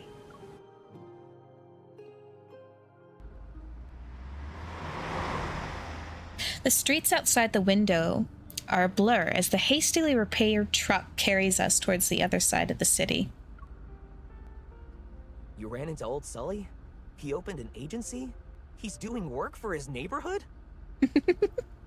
Yeah, he's like one of those neighborhood detectives. I'm not surprised. He's a people-pleasing bootlicker. And he has a forgettable face, too. Quiet. Hey, Isaiah. I think that Sullivan was actually pretty good looking. Pretty darn good looking, if you ask me. Before meeting up with you, we visited 3 locations where I remembered flux nexuses had been planted. 2 of them showed no activity, but we removed them just to be safe. The 3rd one we collected was at Triumph Avenue. The street in front of our academy had manifested. Oh. That was the first time I saw it so deserted. There wasn't a soul around. No one being present is a good thing. Seeing Jeremiah's confusion, I sigh as well and give him a short recap of the conversation between Xavier and Sullivan. The Holy Sword is deteriorating. The wavy leaf sea lavender is withering. These are all signs that point to the planet's energy being drained. But it shouldn't happen this quickly. Transplanted planets do experience a phase where their energy is taken away, but the new energy should be enough to sustain them through this transition. Earth's ether core hasn't fully matured yet. It can't meet the requirements to support Philos. The second plan requires an ether core that matures when Earth collapses. Then Earth's energy won't be directly siphoned if people start appearing in the magnetic field overlap. As silence falls over the truck, the clamor of Lincoln officially waking up drifts in. It's mingled with the sounds of rush hour traffic. Soren did a calculation. Even with planet transplantation, people still have a 53% chance of surviving the process. Man, you imagine being torn through space and time and transplanted like that? That's 1% higher than the chance of doing a successful backtracking. I think His Highness, the Crown Prince knockoff, is missing Soren again. This isn't an experiment. It's a gamble.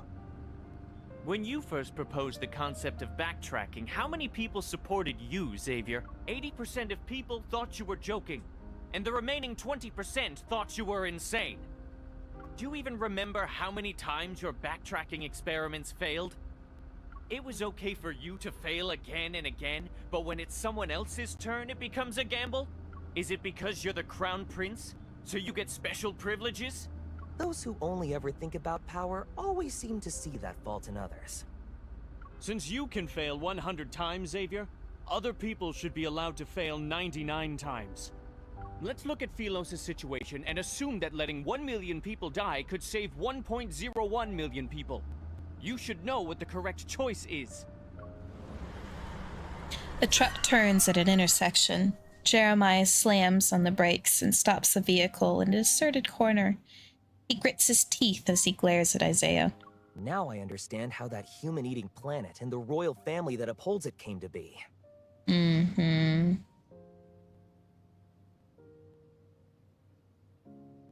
You stand in the clouds at 10,000 meters. 1 million people look like densely packed grains of sand beneath your feet. They mean nothing to you. But I stand on the ground. So let me tell you that they're people just like us. Each and every one of them. They each have a name. They're not a string of numbers. In other words, we let everyone die together while chanting all lives are equal? Oh. This is a very intense conversation. Huh. If anyone needs to be sacrificed, it should be scum like you who don't see people as humans. The two start scoffing as if they're competing. I seize the opportunity to interrupt them before they can continue. Have you ever thought about Earth? Does our planet need to die? Earth's collapse during the apocalypse is inevitable. Why should we worry about Earth if we can't even save Philos?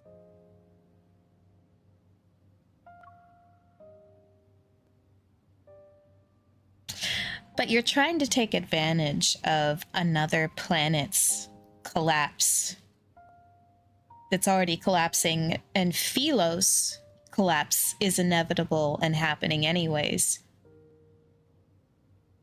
What makes one worth more than the other?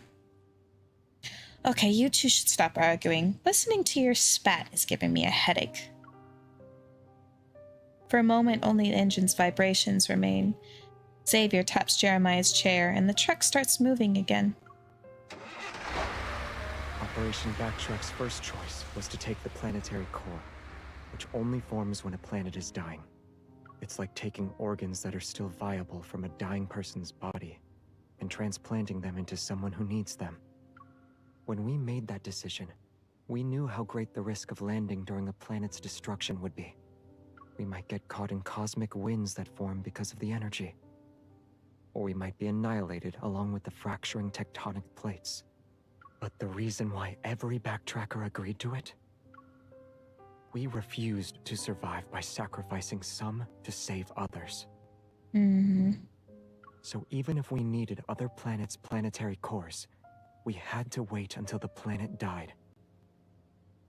Philos' new future can't involve endless sacrifice again. Mm-hmm.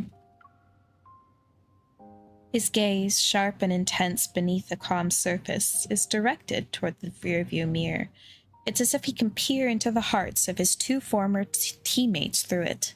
Should we ever reach a moment when sacrifice becomes necessary, we only have the right to sacrifice ourselves. We don't decide who lives or dies. So, this topic lacks the necessity for discussion on a fundamental level. Yeah. Backtrackers will be sacrificed. The backtrackers who risk being destroyed along with the planet are essentially sacrificed, right? You're planning to use one final sacrifice to turn the situation around. This is the true nature underneath the backtrackers' madness. The journey they've embarked on is one without blessings, a potential dead end leading to their lives vanishing in the vast cosmos. We're gambling everything. But I also said I'd bring them home. The second plan is still viable. However, external thorns won't be the only obstacles. There's also the human heart. Xavier lowers his gaze. Maybe nothing can save his resolve, but what about the others?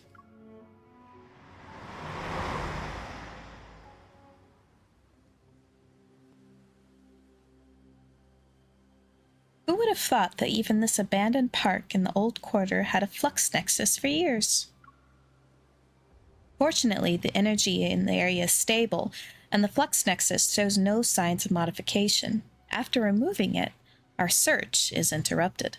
The flux nexuses we were aware of are just these. What about the others? Is it Sullivan? No. Both our hunter watches receive emergency alerts at the same time. Xavier and I look at each other. Something bad is about to happen. The warning from the association says abnormal magnetic fields in multiple locations across Lincoln City have simultaneously exceeded the safety threshold. Soren started moving quickly. Why is he rushing? He's never been this impatient before. I'll report to Captain Jenna first about how to deal with the abnormal magnetic fields. Other hunters can remove the flux nexuses by using the association's weapons. If all of them work together, we should be able to suppress these abnormal magnetic fields. As for the remaining flux nexuses... Can't you drag Sullivan here like you did with me? You could have given out an order, forced him to help, or even threatened him. Those methods would have failed. Hi, Sullivan! See, he is not forgettable. Look at that. I have to hear that as soon as I show up. I'm starting to question whether or not I made the right choice. An unexpected figure approaches. He stands out under the sunlight, annoyed. Sullivan glares at Isaiah and hands over a neatly folded map. Take it before I change my mind. The stunned silence lasts for a moment. Xavier steps forward, his gaze lingering briefly on his badge. A hint of a smile appears at the corner of his mouth. Since you're here, I won't give you the chance to change your mind.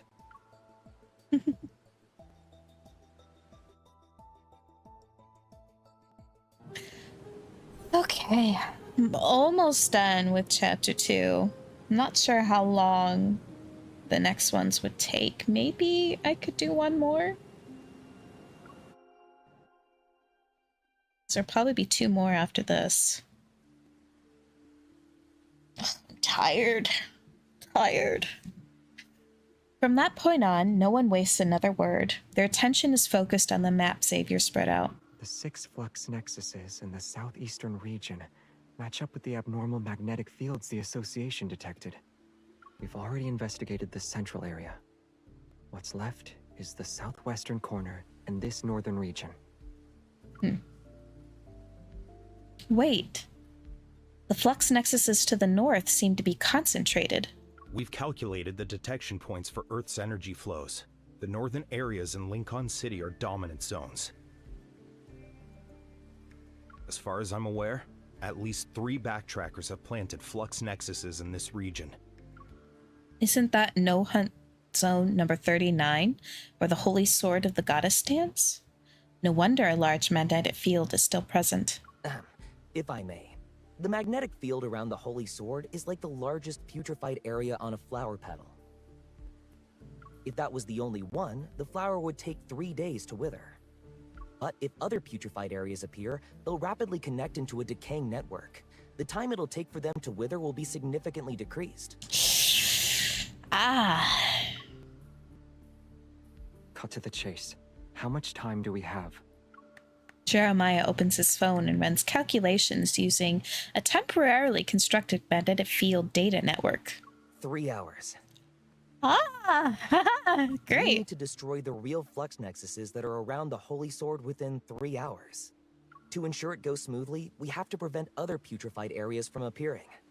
3 hours isn't enough. We can't even get into the magnetic field overlap behind the holy sword right now. You're talking about that large magnetic field? Why not? The holy sword is massive. I figured it'd need a lot of energy to materialize, so I took some time to collect data on it. But the system failed to do that. It could only monitor environmental energy around the magnetic field's perimeter and some disrupted anomalous data. By utilizing the spatial reconstruction characteristics of reflected magnetic field energy analyzers, we can create magnetic field barriers.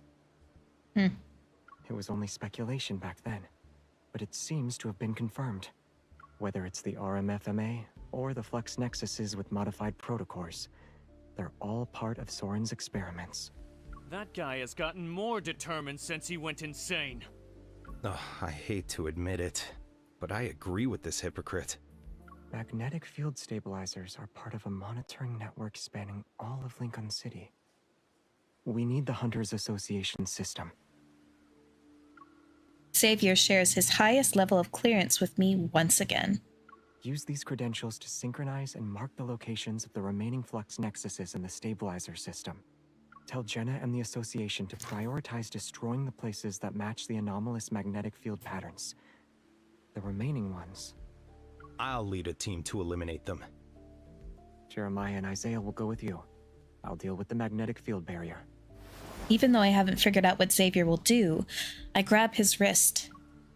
You're not allowed to be reckless. Don't worry. The situation is unclear, so I won't exhaust myself on the first go. What's your plan? No matter how advanced Soren's technology is, he can only utilize Earth's current energy limits. But there's still one place where power from Philos exists. Don't tell me it's... The trace spec. Xavier, what are you trying to do? I knew it. The more normal someone seems, the more insane they actually are. I'm going with you no matter what. Okay.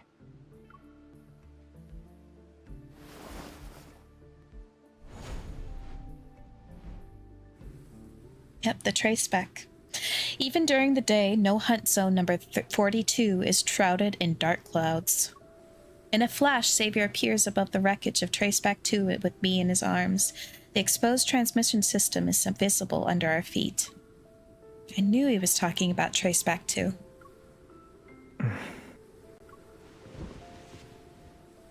Xavier gets down on one knee and traces the damaged edges. The central panel lights up.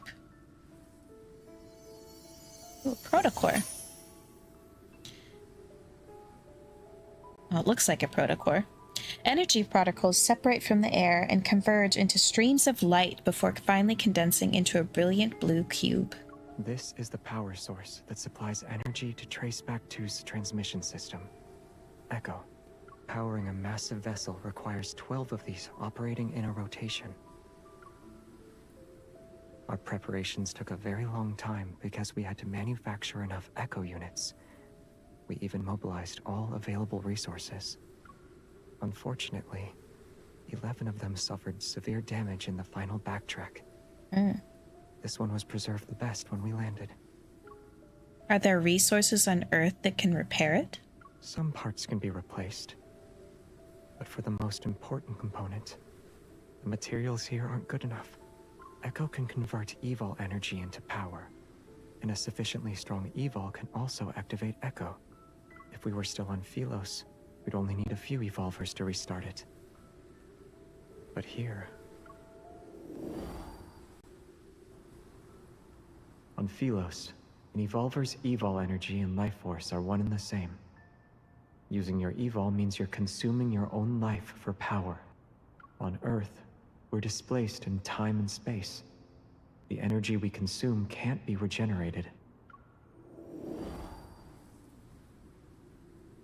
With the current state of our evols, we can't do it. He clenches his hand into a fist and presses it against the spaceship's rusted hull. In other words, the one you have now is your last hope for restarting Traceback 2. But it will never have a chance to awaken again. The rotating blue cube occasionally releases drifting energy particles, and Xavier gently grabs it. It's like he's holding a weak heart that's still beating. Xavier. It's so sad. Broken portholes hang and reflect the bustling crowd the spaceship once carried, and there was that young man sitting alone beyond the lamplight. It quietly visits this distant planet. During a quiet spring, a knight's boots step onto the unfamiliar yet soft earth. People appeared for it, surrounded it, poured everything into it, and then they left it behind, one by one. On nights when silver waterfalls cascade, empty syringes roll and fall, someone once curled up in its pod. Dreams keep it close to its homeland.